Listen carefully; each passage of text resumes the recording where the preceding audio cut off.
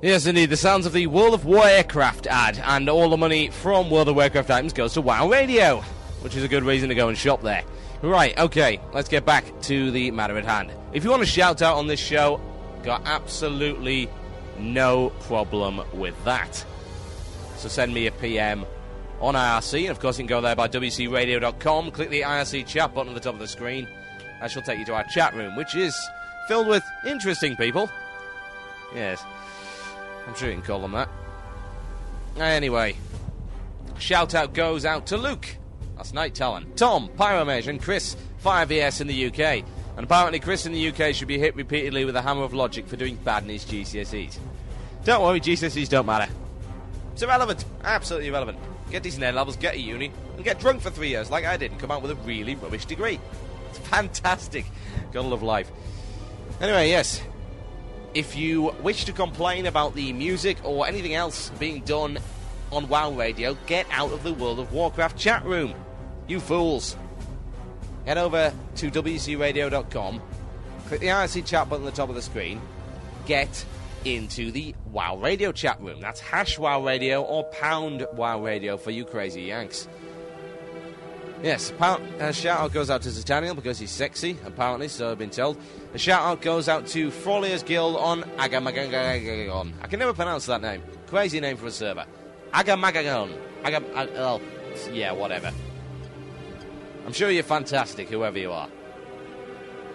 And a shout-out goes out to my little gnome lover, Ticklebur. That's from Dustin, not from me. There is no gnome loving going out here. Evil little bastard. Anyway, right, I've blithered for quite long enough. Back to the topics at hand. For it is time for our informative, educational, and brain-teasing feature that is... It's working! Yeah, it's working! It's working as intended, baby! Yes.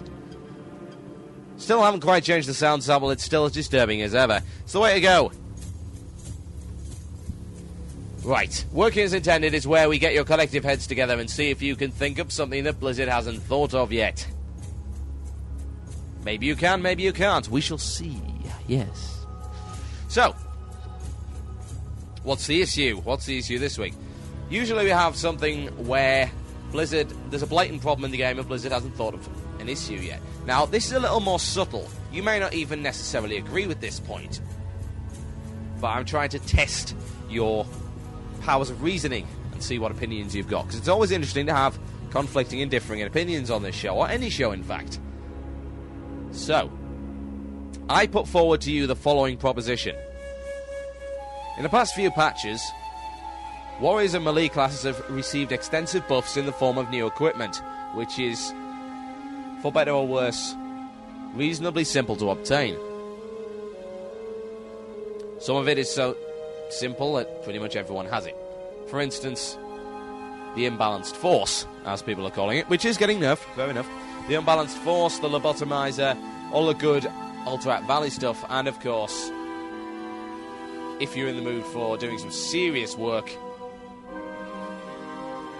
the Blessed Blade of the Windseeker. Ouch. So, melee classes have received extensive buffing. However, it doesn't seem that reward-wise, caster classes are keeping up. So, I'm going to ask you this. Beyond the obvious of having items with more intellect and more plus damage, more spirit, etc., how would you integrate caster buffs into new quest rewards, legendary items, and instance drops? How would you do it without going down the path of the usual? As in, plus damage, plus int, plus spear, that kind of thing. Now, here's an example of something which is going to be happening in the new patch with the introduction of Zul'Gurub and the Arathi Basin. Plus 2 hit on spells. Now, spells never miss, we already know that. So, what I assume that means is it reduces the resistance of the target. A very interesting idea. It may work. It may work indeed. It may not. We shall have to see. How else would you buff the caster class in the respect of equipment? When you look at melee classes, they have a load of nice procs. And there's all sorts of different things you've got to consider. For instance, a slow attack speed means a bigger bonus from attack power, a higher max damage, a higher execute, a higher mortal strike, that kind of thing, a higher ambush. What would you do for casters? Now, some of you may not agree that casters are underpowered. I would not necessarily say that they are. All I can see so far is a slight imbalance in the way equipment is being doled out in the new patches. It seems to be very melee orientated. For instance, take for example the Alterac Valley equipment. The imbalanced force, as they call it. An obvious target for slagging off. Before that, of course, it was the Ice Barbed Spear. Now it's the Unstoppable Force. The Unstoppable Force is as powerful as the Arcanite Reaper. No two ways about it. It has been proven. The Lobotomizer is not a bad dagger, by any stretch of the imagination. Neither is the Glacial Blade. So, they've got some nice weapons, but what do casters get? They get the Crackling Staff, which is arguably worse than the Trindlehaven, which is quite attainable from LBRS. There are no decent one-hander caster items. There are a few off-handers, but they're not especially good. They don't do anything to advance the caster class beyond its current sort of equipment setup. They're not viable alternatives, whereas for melee classes, the Unstoppable Force, the Immovable Object, the Glacial Blade, and of course the Lobotomizer, all very viable weapons. Is it the Bloodseeker? I believe it's the Bloodseeker as a reward for one of the Alterac Valley quests. Also a very valuable? No. A very valid ranged weapon. And of course, we had the Ice Barbed Spear farce around a month ago. So my argument is that nothing has really been put forward to advance the caster class beyond its current standard cookie-cutter equipment setup. If you play a priest, there are a couple of routes you can go down. If you're playing a Shadow Priest, you may want to go down the Stamina and plus Shadow side of things, which you may want to go for Warlock equipment. If you want to go Holy, you may use plus Healing, or you may go for the whole Mana Whore idea. Get as much mana as you can and throw it out in instances. That's about it. Other casters have it similar as far as their equipment setup goes. So, for this week's Working as Intended, we want to know, how would you advance the caster class, caster classes even, through the addition of new equipment, whether it be quest rewards, battleground rewards, PvP honor rewards, or something else entirely, perhaps crafted items. It'll be interesting to see what you think, and we'll be reading the results of that out a little bit later in the show. If you want to know how to contact, how to get in, your interesting suggestions, head over to your nearest email client and email themurloc@gmail.com. That is themurloc@gmail.com. Now, before you do that, this has got nothing to do with caster classes being overpowered, warriors being overpowered. No, it's not a balance argument. We don't want any of that. It's not a case of whether or not they can get close, whether or not they can attack, kill a warrior, or the other way around. It's irrelevant. How would you advance the caster class through the addition of new equipment? That's this week's Working as Intended. Okay. I think it's time to play one of our features for today. This is a satire and sarcastic warning. Those who cannot handle satire, sarcasm, or things which are not intended to be taken seriously, please tune out right now. Time to introduce the first, quote, comedy, unquote, feature of the day. This is Nubcake News.